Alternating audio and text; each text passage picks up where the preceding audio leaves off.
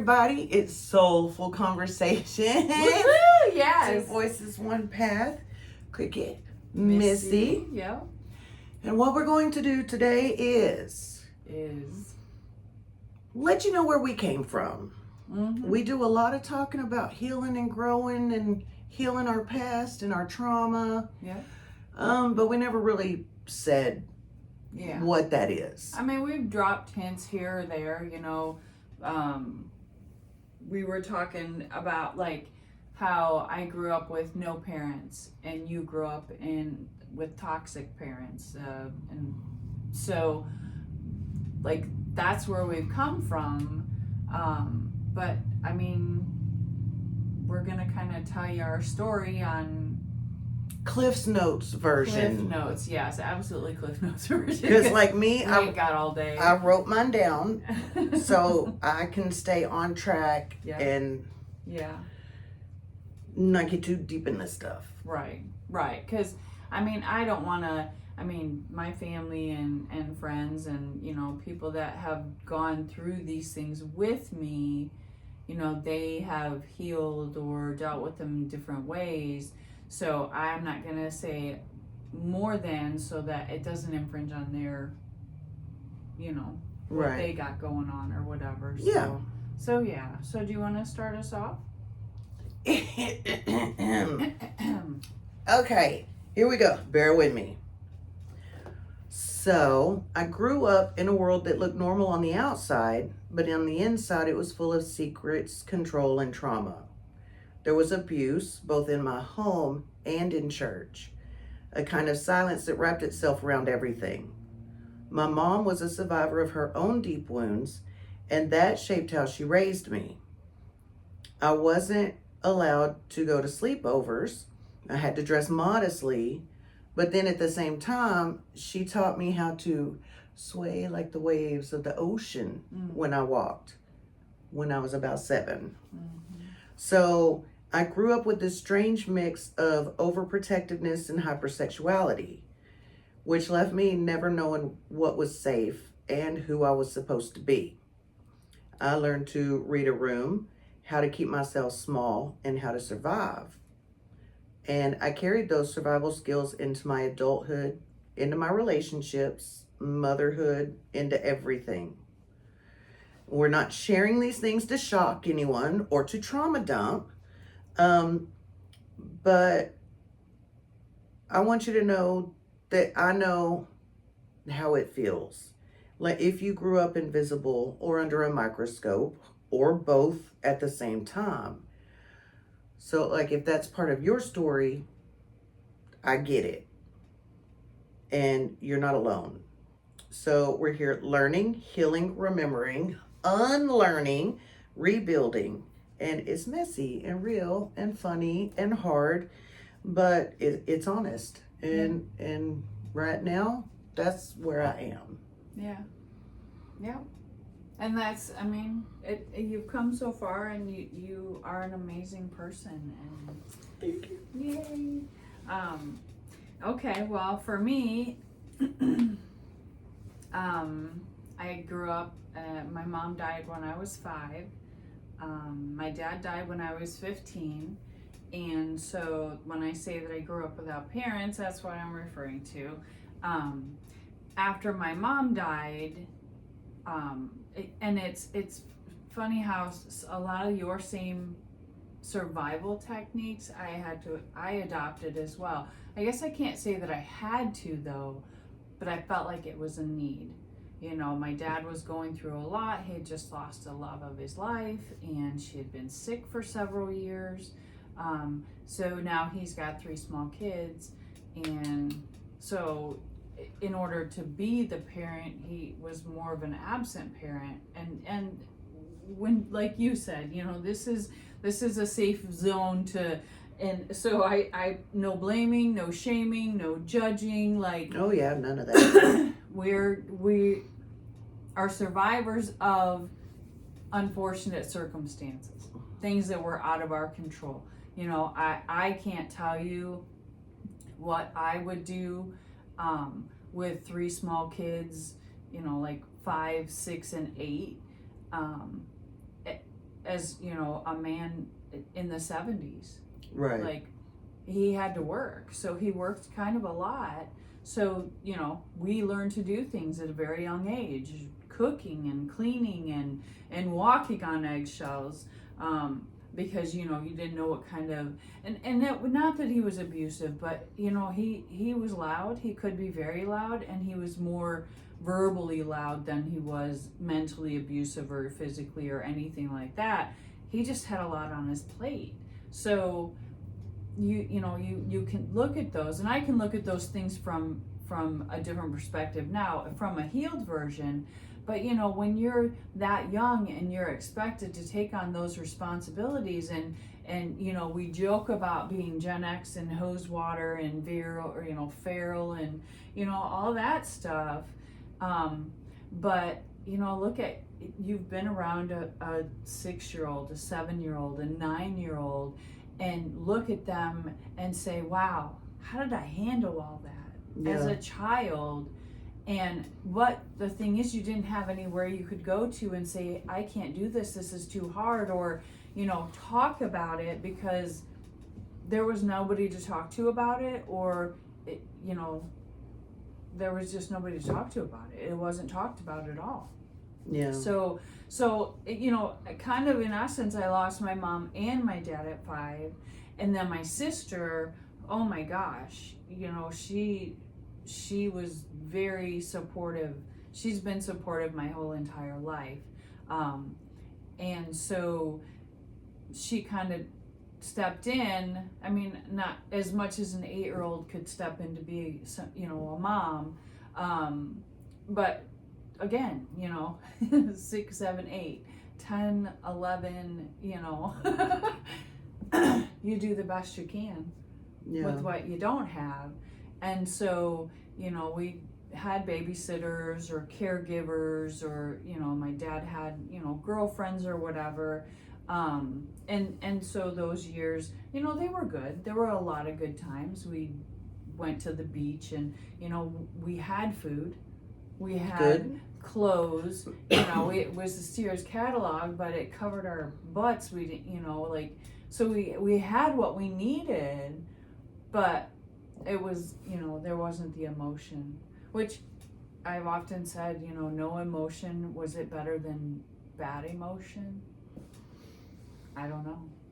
Because I've heard some horror stories both ways, I guess. Yeah. I mean, we, you know, me and my sister and brother, we turned out good, and you know, everything was, I always said my dad instilled good virtues and morals and guidance into us before he passed. But you know, then you're 11 and getting drunk for the first time, or you know, 13 and your dad's sick again, and then you know, 15, he's gone, and 3 days later you're sitting in the living room with your siblings, and I wrote down crickets because nobody was around. Like, they're serious when they say 3 days after someone passes, you don't, You're on your own. it's like, yeah, it's like that, okay, funeral's done, see you later, home, you know. And granted, people later on would say, you know, you guys didn't reach out and ask for help, or, you know, we asked and you said you didn't want any. Now, you got a 16-year-old, feral teenagers. Feral doesn't even the tip of the iceberg, but feral teenagers, and an 18-year-old who's just getting ready to graduate from high school. Think about that today. Mm-hmm. Really? So. And what do I even ask for? Like, I know I need help. What do I? Yeah. But for the 2 years that we worked together and we stayed together, there was always that underlying fear that someone was going to come in and separate us. And that was, it wasn't as difficult for me and my brother. Well, I can't speak for my brother. But my sister, it really was hard on. And of course, years later, and I used to joke, I'm surprised she still talks to me after. Right. But you know what's crazy? I had a conversation with my brother today, and he said, because he raised me and my sister, Yeah. and he said, because he's going through a divorce right now, Yeah. you know, one of the things he's having a hard time with is because it's been instilled in him his whole life to protect. Yeah. His job was to protect us girls. Yeah. And he's having a hard time letting that go because divorce, it's not my job to protect her anymore. Right. And it's like, oh, I never thought, I just knew you were the asshole that was kicking my ass at home. You know, I didn't even think about the ass whooping you got Yeah. when mom got home because I had a skint knee or we beat up my little sister or something. Right. Right. So your sister, her job was to protect. Yeah. And so now I understand why she is with you the way she is. Yeah. She's always had my back. Yeah. Like, hell or high water, and that's unconditional love. Oh yeah. Like that is truly when you and it's not like it's not like a trauma bond or anything. Because you know we're there for each other now, and we've always been there for each other, just in different capacities. Because like when I said, when we were teenagers and feral and did things that nobody should have. Thank God there weren't Out of cameras and Yeah, like thankfully, yeah, there were no cameras. There were that's that fun Gen X livelihood. So, and you know, everybody watching, I can only imagine, you know, the stories that I know, all the stories I have. I know the stories that you've told. I've heard from other people. So, I mean, we were feral. Yeah. That's the bottom line. We didn't have a lot of, and so then, you know, with that, of course, we didn't have adult supervision, and we were stupid teenagers. Our house became the house. Party. Yeah, you didn't. But see, the thing with that is, you know, people think like, oh my gosh, you had the party house, and you know, it must have been great, and you know, all these things. But I think you must have been terrified. You couldn't go into the bathroom. Like back then, we didn't have locks on our doors, and our bathroom doors, and even if you had locks on the doors, the front door was broken many times for people who thought it was okay to just come into our house and destroy things in our house. And you know, you couldn't, you had to take the quickest shower or the quickest bathroom that you could, because, and then I'd go to bed at night and there would be people in my bed. And you're like, what the hell are you doing in my bed? Well, my room was the warmest room and, you know, the nicest. And so everybody thought it was okay to do that. You know, at first you're just like, ha, this is fun, this is cool. But no, because it created a lot of, what are those things? Like where you grow up and there's certain age frames where you learn certain things, and you know, in the 13, 14, 15, 16, you know, personal hygiene or, you know, self-acceptance or all of those things, I couldn't go to the bathroom.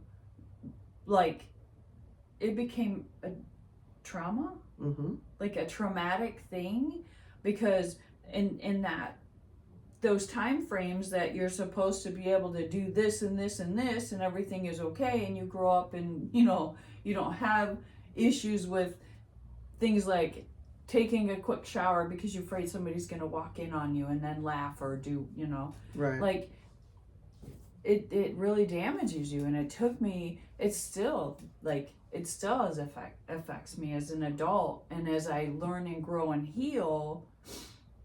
Now these things are coming to light, so that I can retrain myself, and you know, and of course some of those things, like I'm an adult now, I don't worry about going to the bathroom or whatever. If you're gonna walk in, I'm like, you know, that's your fault. You know what I mean? But back then it was a big deal. Yeah. And so those are the demons. Those are the things that I fight with without having any parental supervision or having, and not to mention the number of times that I've wanted to, ask my dad something or ask my mom something or, hey, this is happening. I've never had this happen before. Who do you turn to? You know what I mean? So I did a lot of self teaching, like when I went to have kids and to become a parent and not having much to go on, especially being a mom, then I watched other people and I took bits and pieces and I tried to be the best mom that I could. My intention was always there. My kids see that. Mm-hmm. So I was able to do okay with that. But what if I hadn't? I don't know. Yeah, I don't know. Or if I, the path that was chosen for me. And I say that not because I'm mad about it or whatever, but this happened and then we had to leave Michigan and move to Indiana, and then this happened and then I had to move from here to here, and then this happened. So the only options that I saw that were available to me are ones that I took. So it led me to where I am today and all the experiences that I've had today, and I'm okay with that, especially as an adult looking back on. And now I get the chance to go back to that wounded girl and be like, you weren't alone. Because I really think that, well, I know that she had angels and such around her for the protection, but yeah, it seemed like a whole different set of issues when you don't have that. So yeah, that's where I come from. When I talk about the healing and things like that, and it was hard for me to write down and try and figure out what it was that I wanted to say about it. It's unfortunate that it happened, and I don't wish it on anybody. I don't wish anything ill on anybody, but I'm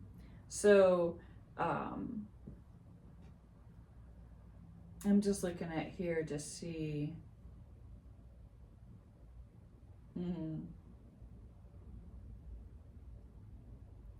Yeah. No, that's my story. I just want to make sure, because I get forgetful at times, as you guys see that, because I'll be like, that happened. But I have my thoughts in pretty good order today. So we just wanted to talk to you and let you know that we get it. Yeah. And everybody has their own unique story to tell. And I mean, like, so some of the things that I suffered from, I don't want to say later on in life, but came to light later on in life, was abandonment issues. And the abandonment issues is you don't have somebody there to protect you or to give you guidance, or it's like you got left high and dry, and then you're like, what do I do now? And so you get that.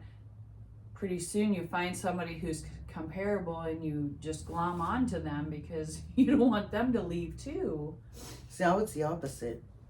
You're just like, I'm going to reject you before you reject me. You're not going to get a chance to abandon me. Okay. And I see, and I can. So is that a characteristic of having a that parent? Because that seems to be a common response. I mean, I think a lot of people with a lot of different childhood wounds have that one. Because one thing that makes a wound is you being abandoned in. Yeah. A guy said, it's not the trauma that causes. The thing that happened, is not the trauma. Right. How it's dealt with creates the trauma. Yeah.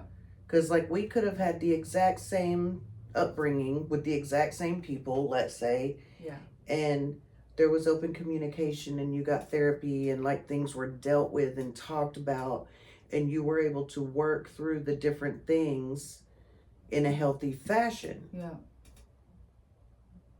Which would have been good. Yeah. Whereas me, I'm drinking, I'm smoking, I'm doing everything at a young age, left to figure it out on my own. Right. That abandonment is what causes all the trauma. Right.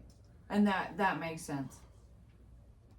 Because it wasn't, like, while you were saying that, I kept thinking of these stories that when we were little, there's this one particular story. I came into the house and my mom was sick and we lived in this little house, and then my mom liked the house that was 2 doors down from us.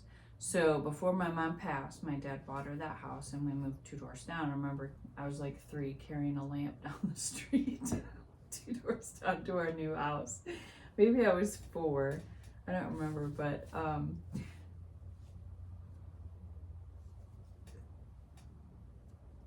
my gosh, I hate it when that happens. I just said I wasn't gonna do that too. Right. Talking about why. All right. Trigger me. I don't know. I was talking about how you deal with the events afterward. Right. So, and I don't know why.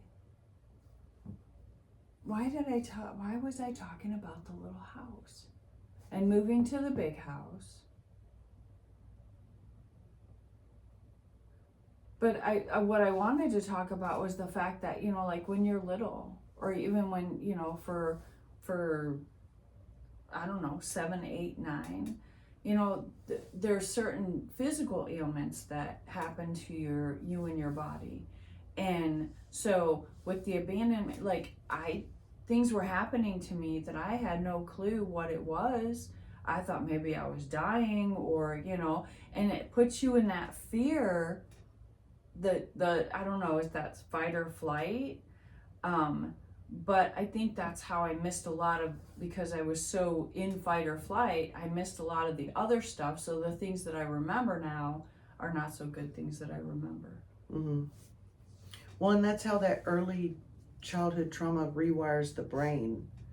Like, you're so stuck in fight or flight, you miss a lot. Yeah. And you're so hyper focused on the bad because that's how you keep yourself safe. Like, that's why our memories are so bad. Well, in one of my therapy sessions too, we talked about that, you know, because I remember my mom being in the hospital, but, you know, I was 3. I didn't realize what was going on. I had no clue. I'm sitting on the floor playing with my stuff, and, you know, like, when's mom coming home? And I'm sure at some point I was angry because she wasn't coming home, without having any clue that she was fighting for her life, or, you know, losing the battle with her life. And then so again, with, you know, you don't have all of those things were out of my control, but you don't have those things, and you grow up without those things, and you make shit up as you go along. Mm-hmm. And that's where I think I got myself into trouble, because I was making up some crazy shit to get along. Yeah. I mean, I had my sister and brother. My brother was my partner in crime, and we got into a lot of mischief. But I remember coming home, that's what it was.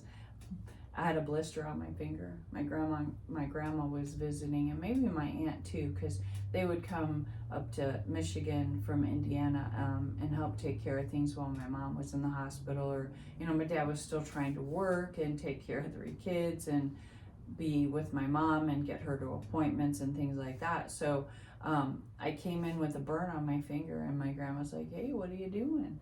I go, "I got a owie on my finger. Can you, you know?" And my grandma, she knew it was a burn. She's like, "Where are the matches?" And I'm like, "What?" "Where are the matches?" Under the pine tree in front of the house that we were going to be buying later on, by the way. That was how this is, yeah.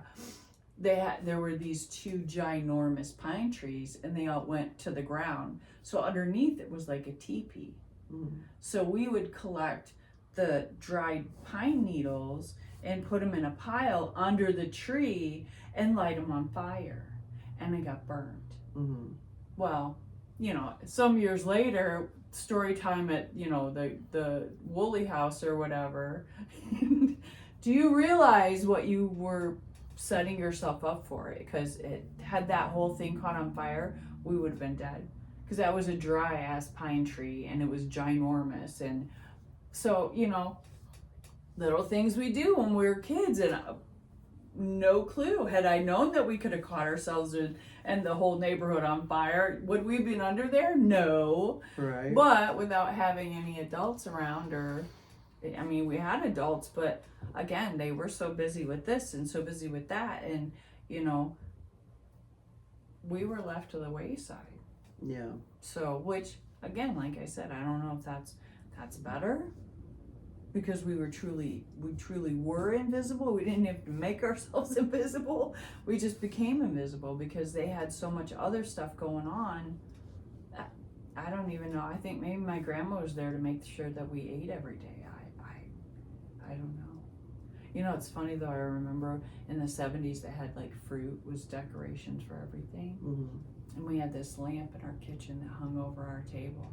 And I used to get in trouble all the time because I'd be up on the table popping the grapes off the decorations and chewing on them. Because I knew they weren't real grapes, and I wasn't going to eat it. It just, yeah. You could chew on them forever. Yeah, my granny things. had a fruit bowl in the middle of her table. Isn't that craziness? Yeah. Oh, the little things that we... Some of the things I remember from my childhood are kind of weird that way. Yeah, I don't remember much from mine. I do remember we had under a tree, you made me think of it, where me and my sister would go. We had a little broken ass tea set we got from the dump, and that was our playhouse, was up under that tree. It was a holly tree. Oh, wow. My brother set us our little playhouse up under there. You know how bad it hurts to step on holly? Because we didn't have shoes in the summertime. We only had school shoes. That was horrible. Why didn't we move trees? Why didn't you? I don't know. We played under that daggum holly tree. Maybe that's how my feet got so tough. Maybe. I know. I couldn't. That was the thing. I always wanted to go barefoot, but I always had to put shoes on. Put shoes on. But we had school shoes and church shoes. See, and I was the one that was always stubbing my toes or stepping on glass or whatever. So yeah, my feet were. It was good that I wore shoes. Although I still don't wear shoes because I don't like shoes. Yeah. I still have pretty tough feet. But yeah. Yes, I was talking to my mom the other day because my brother's open about his abandonment issues. His are bad. Like, he got the worst of all of us. And he's open about it. And then I'm talking to mom separately, and she's like, I don't know why your brother keeps going on about these abandonment issues. I don't know where he thinks he got abandonment issues from. I'm like, you're going to have to talk to him about that, Mom. I'm not dealing with that. Not opening that. I got my own issues to work through. Yeah. But they can be oblivious. They can be. Yeah. I can remember my dad was oblivious to a few things that we did on the DL. I mean, while most of it wasn't while he was sick though. But while he was sick, that was all a blur anyways, because we were teenagers and I'd already started doing drugs and alcohol and those things. I would imagine there wouldn't be too many of us feral kids that didn't start the substances young. Yeah. Because from a pot at 3, and then I was a full-fledged alcoholic by 8. Yep.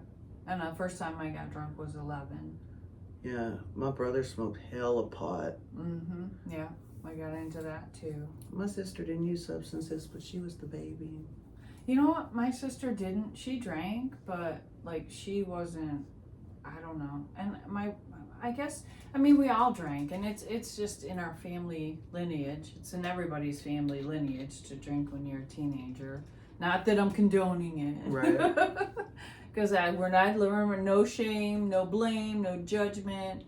This is, just stuff that we live through that might help somebody else and realizing that, everybody's story is unique.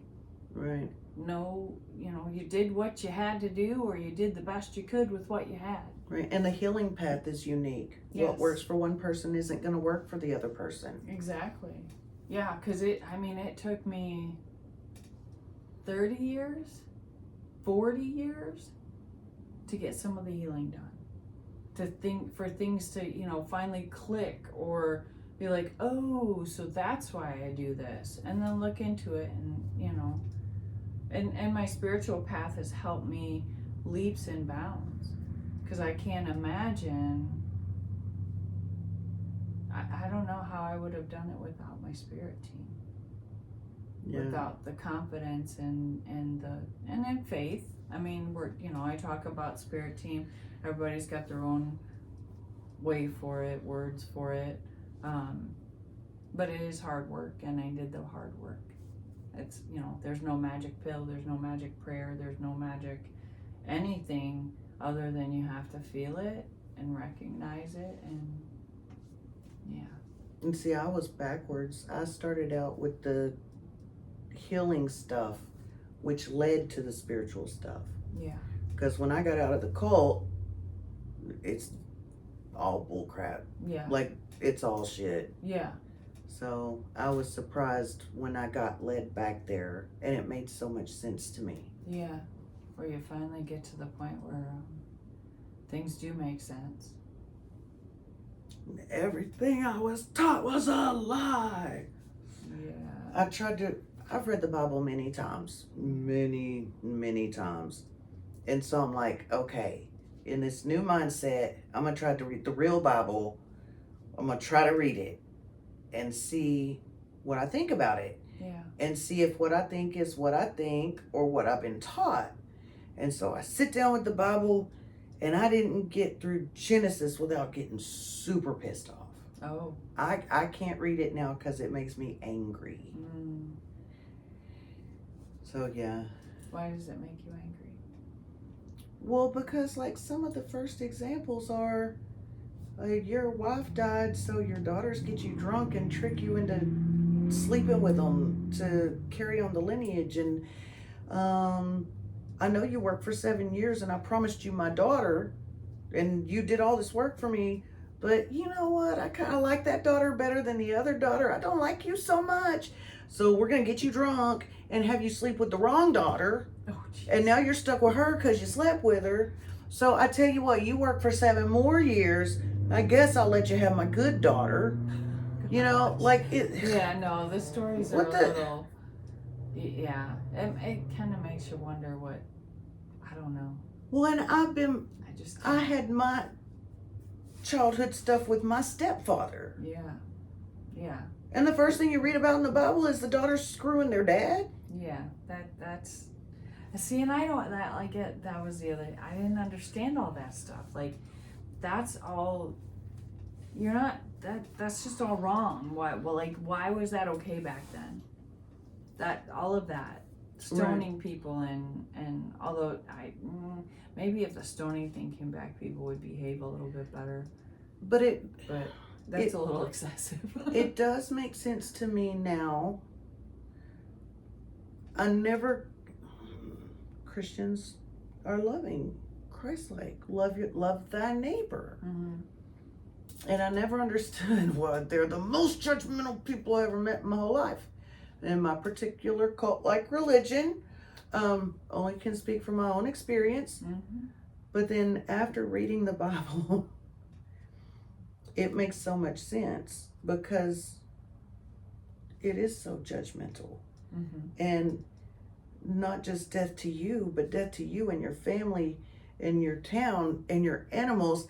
And I'm going to scorch the earth so nothing ever grows on it ever, never again. Yeah. Because why, fuck you. Yeah. The figs, I was hungry and there wasn't a fig on the tree during not fig season. Yeah. So, Yeah. it helped me to understand a lot, especially from my particular Right. thing. No, I get that. But Well, I for me, religion taught me to grow up to be fear God, fear everything, and that I was never going to be enough. taught me how to lie. Mm-hmm. And the one thing I don't understand, and I still know some super Christian-y people, and I don't mean like your regular, I'm talking about Bible thumping, right? Yeah. In raising their children, smoking a cigarette and having sex without being married are equal Sin. bad. Mm-hmm. That's bad, don't do it. Rock and roll, bad, don't do it. Sex, don't do it. But you don't talk about the stuff. Mm-hmm. And so if you don't explain to the kids, then they're going to go out and have sex with somebody and think, well, that's just as much of a sin as smoking a cigarette. Mm-hmm. They don't understand the consequences Right. of the stuff. And so they're not preparing their kids for reality in the name of the modesty.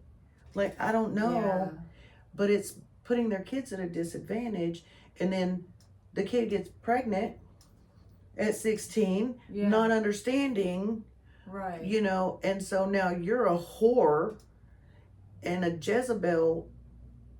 But if having sex and smoking a cigarette are the same bad, why did I get grounded for a week for this, but now I'm going to burn in hell for this? Right. Like, yeah. The confusion is, but that again, that was nobody talked about things back then. Everything was the family secret or embarrassment Or you do not talk about this outside of this house. Right, because you knew if that was talked about, then there was hell to pay one. But and even back then, even if you were like if you went, the schools did something. Not back then. No, it was not like that at all back then. Like the school wanted nothing to do with any of it. Like the more we swept things under the carpet, the better off we were. And that, like when I was I think it was in kindergarten, maybe first grade. I bet you it was first grade. Well, anyways, either one. When I was on the swinging, and one of the sixth graders, which there was a bunch of sixth graders, and I remember screaming and hollering and trying to protect my brother about, like, why am I protecting my brother? I'm a year younger than him, about, like, so much smaller than him, trying to yell at these sixth graders because they want to beat him up or whatever. But anyways, one of these sixth graders threw a rope over my neck while I was going on the upswing, and I had a big rope burn. And of course it pulled me off the swing and I was hurt. But nobody called my dad. Like the school didn't call him and tell him I'd gotten injured, or they put some cream on my neck and I went home and what happened? Blah, blah, blah. And I actually had to go to the doctor and get some medical cream or whatever, because it was a rope burn so bad. And I can remember my dad was flaming hot and he went down to the school.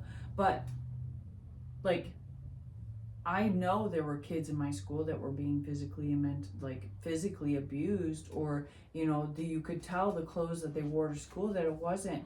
And I think we had free lunches back then, but if we did, we didn't know. Right. Which was also the nice part about it too, is that part of school, don't yep, Announce this is it. the free lunch Right. line, you have to stand here. It wasn't like that at all, which was nice, but Yeah. but even then you didn't have that many kids that were on free lunches though. Right. Well, maybe, I don't know. I know a couple of families that were, but I thought lunch But was yeah. free back then. mm-mm. No, we had to pay for our lunches, or we packed our lunch. Oh, you know what I saw though? How What? many times did you take your lunch? Well, did you have a lunch to take to school? Sometimes.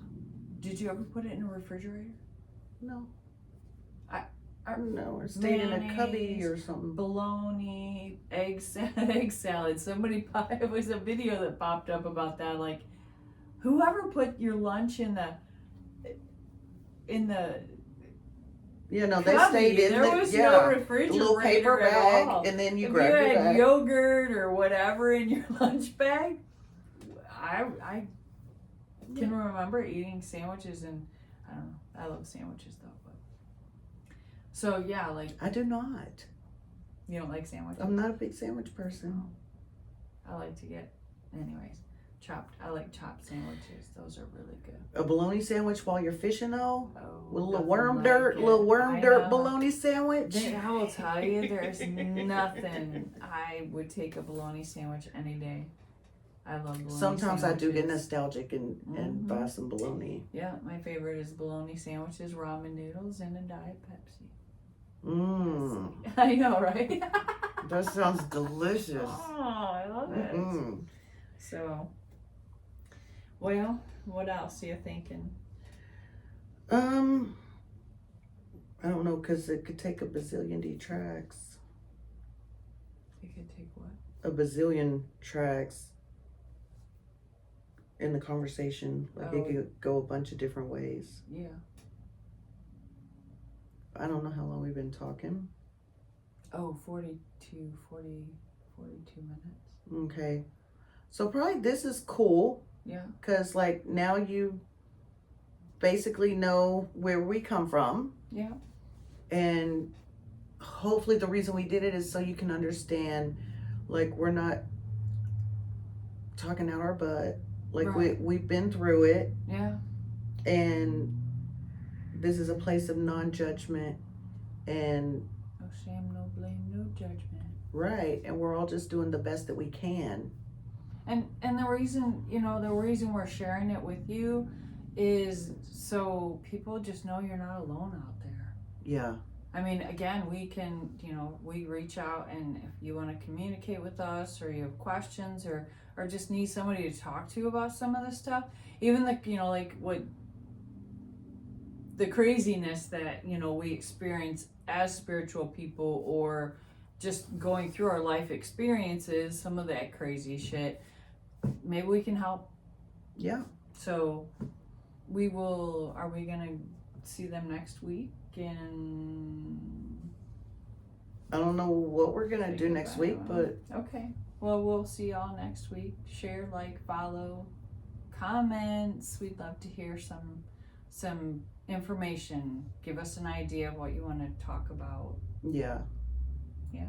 And no, you're not alone. No, you're not alone. Yeah. Peace out. We'll see you next time. Bye.